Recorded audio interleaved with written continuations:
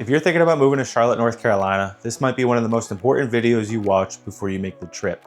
Because one of the biggest mistakes I see relocation buyers make is thinking that they're just moving to Charlotte, when in reality, they're choosing a lifestyle. And that's not always going to be the same thing. A lot of people come here with a rough picture in their head, better weather depending on where you're moving here from. It's definitely one of the reasons I hear a lot. Then there's more space, lower taxes from where they're coming from, and that certainly comes up a lot too.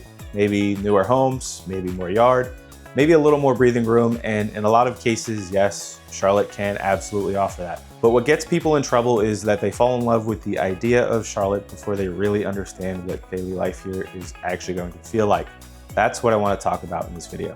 I want to walk you through some of the biggest mistakes I see people make when they're trying to relocate here. And this is not to scare you off, but to help you make a smarter decision for you and your family. Because the truth is, Charlotte can be a fantastic place to live. And that's not just me saying that. Charlotte is regularly in the top 5 most moved to areas in the US, but it's only fantastic if you end up in the right area for your life. Now, mistake number 1 is visiting Charlotte once and thinking you've seen all of Charlotte. And this happens all the time. Someone comes in for a long weekend, they stay in Uptown, South End, maybe they visit NODA, maybe drive through Ballantyne, head up toward Lake Norman for dinner, and they leave feeling like they've got a handle on the city. But Charlotte is not one of those places where one weekend gives you the full picture. You talk to any 5 people that say they live in Charlotte, and they all live in truly different areas. Maybe only 1 or 2 of them are even in a Charlotte zip code. That means that they have very different lives and surroundings. Daily tasks will feel different depending on where you are, like daily life in Davidson will not feel like daily life in Matthews. And even if those 2 places are technically part of the same metro, the rhythm of your day can feel completely different depending on where you land. That's why I always tell people this, right? Don't just ask yourself, do I like Charlotte? I want you to ask yourself, what version of Charlotte is actually going to fit the way I want to live? And I really want you to think about that too. How much traffic can you tolerate? What do your weekend plans look like?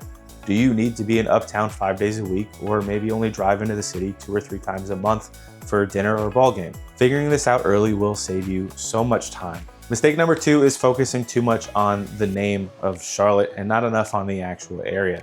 A lot of relocation buyers search moving to Charlotte, North Carolina because that's the natural thing to type in. It makes total sense, but once you actually start peeling this area back, you realize pretty quickly that most people moving here are not trying to live in the middle of Uptown Charlotte. They're trying to find the right suburb, the right school setup, the right commute, the right home style, neighborhood vibe, access to shopping, golf, trails, the lake, the airport, or family. And that's a very different search. Because depending on what you want, the answer may not be Charlotte proper at all. It might be Davidson if you want charm, walkability, and a more polished small town feel. It might be Huntersville if you want more convenience and access to shopping.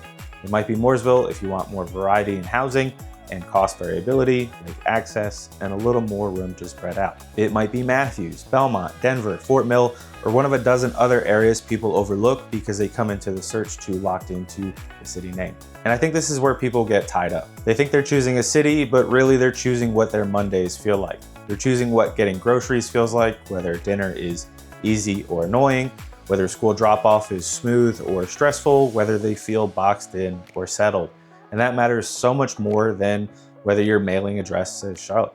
Now, mistake number 3 is not getting honest about your real day-to-day lifestyle.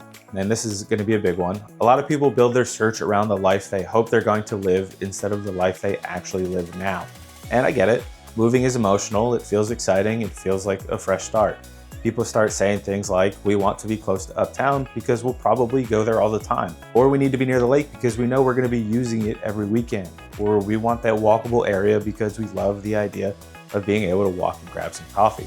And sometimes that's true, but sometimes it's not. Sometimes what you really need is easier parking, newer construction, a quieter street, a bigger yard, less traffic in your day-to-day, and good access to the places you'll actually go every week. That's why I think one of the smartest things you can do before moving to Charlotte is to stop thinking in terms of what sounds exciting and start thinking in terms of what feels sustainable. What do you want Monday through Friday to feel like here? That question usually tells you a lot more than the fantasy version of the move. Mistake number 4 is coming here for a house hunting trip before you've done enough lifestyle sorting. This is where buyers can lose a lot of time. They fly in, they line up a few showings, they're excited, they see a house they like, maybe even love, but the problem is they haven't really sorted out the area yet. And that can create a mess because a pretty house can distract you from a location that doesn't actually fit. You can walk into the beautiful kitchen, a great floor plan, nice finishes, maybe even a big backyard, and suddenly you start emotionally attaching to the property before you've really decided whether that part of town is going to make sense for you in your life. I think a much better approach is to use the first part of your trip to explore areas first. Not houses, but areas. Drive the routes, go see the shopping centers you'd actually use, drive past the parks, get coffee in the town center, sit in traffic at a time you'd actually be sitting in traffic. Go see what the area feels like at 10 a.m. on Saturday, and then again at 5 p.m. on a weekday if you can. Because neighborhoods do have feel, and you really can't get that from listing photos. You can't get it from a drone shot, and honestly, you can't even fully get it from me in a video. At some point, you need to feel it for yourself. Mistake number 5 is not giving yourself a real self-exploration day. If you're coming into Charlotte on a relocation trip, I think one of the smartest things you can do is leave room in the schedule to just explore. I used to do this all the time. Fly or drive into a new city, hop in the car, go grab some coffee, and then just drive around without the GPS. And you need to do it in a way that doesn't feel rushed, right? We're not in a, we've got 12 showings and 9 stops and we're trying to cram everything in kind of way. I mean a real day where your only job is to pay attention to a few things. How does the area feel? How do the roads feel? How do the roads through town and interstates feel? Do the houses where I'm looking feel too tight together? Does the neighborhood feel active enough or too active? Does this part of town feel polished, convenient, overbuilt, quiet, too far out, stressful?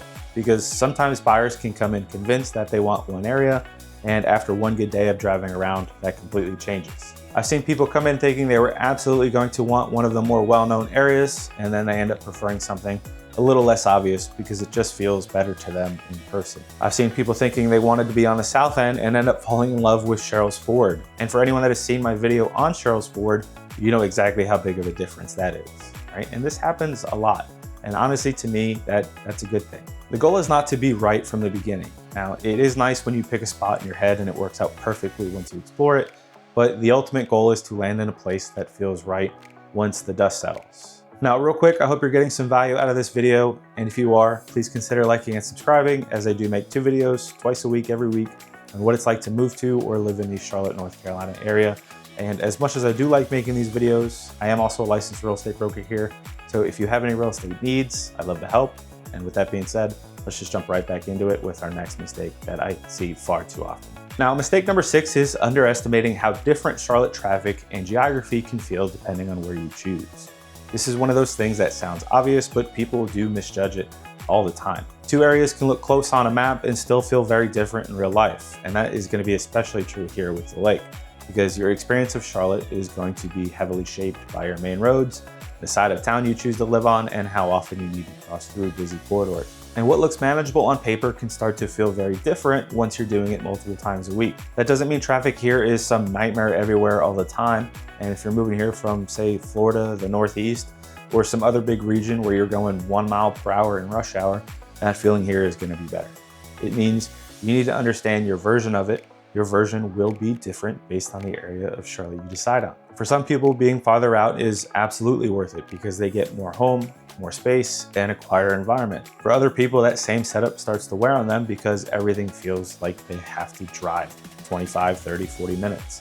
And neither one of them is wrong, but it is better to know which one you want before you buy. Mistake number 7 is budgeting off the mortgage alone and not the full monthly payment. This is a practical one, but it matters. When people relocate, they're usually comparing home prices first, and that does make sense, but your real comfort level each month is not just about the price of the home, it's about the full payment. That means property taxes, insurance, HOA dues if there are any, commute cost, and sometimes the reality that a newer area or more amenity-rich area may carry higher monthly costs than you had expected. And even beyond the payment, some areas are going to pull out more of your lifestyle budget too.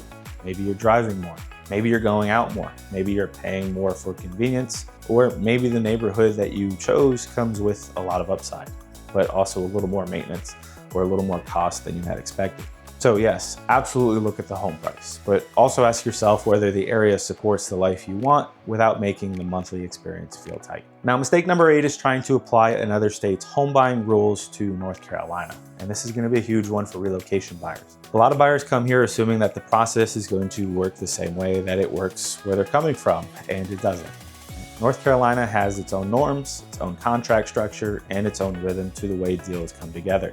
That means that the advice that your cousin gave you in New Jersey, California, Texas, Florida, wherever, may not apply the same that it does here. And if you try to force your old expectations onto this market, you can either come in too aggressive, too cautious, or just misread the situation entirely. And that is why local guidance matters so much.